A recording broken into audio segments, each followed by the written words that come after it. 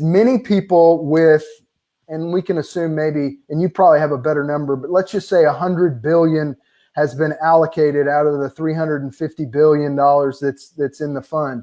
And some people are struggling to find a lender that will work with them because one, either their lender is no longer participating in the PPP, or their lender has put in place, if you don't have a requirement that if you don't have a loan or you don't have a credit card or some other kind of stipulation. And so a lot of people today reach out to me and say, Sutton, I'm trying to find a lender. Can you help me? So any kind of plans behind the scenes to help these folks? Yeah, Sutton, so you'll understand this, and sometimes I speak in a Martian language that no one understands except for myself. So if I do that on this call, I'm going to ask you to help correct and clarify perhaps what I meant to say. So I'll leave that in your capable hands. But there's no doubt that there's a growing frustration with a number of large institutions that simply seem to have forgotten that they received a lot of help in 2008. And now they are looking at small businesses and faith-based organizations, and they're a little slow to respond constructively and positively, especially in an environment where 100% of the loan that they're talking about extending that becomes a grant is federal money. It's federally backed.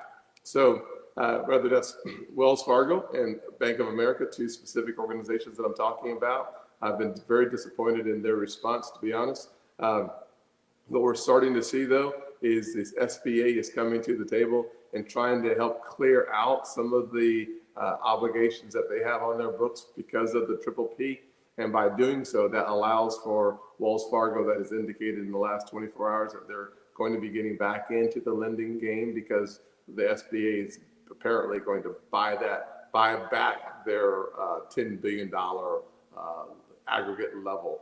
Some of that is true with Bank of America, but there are a lot of institutions as well around the country that are trying to get back. In other words, as SBA clears the deck for them, they now have restored that same capacity. Second part of it that I find encouraging, I had conversations here at home where Craig and I call South Carolina the home. Thank God we are here. There are credit unions that are now getting in the game at a higher level. I found that to be a positive in that those credit unions in South Carolina Credit Union specifically is looking for ways to expand the net. They too took the same path of prioritizing the folks they already had a relationship with as their first takers for the PPP program, but they are now working on expanding the pie so that they have the ability to see more folks from their credit union. I think you'll see that happening over the next several days.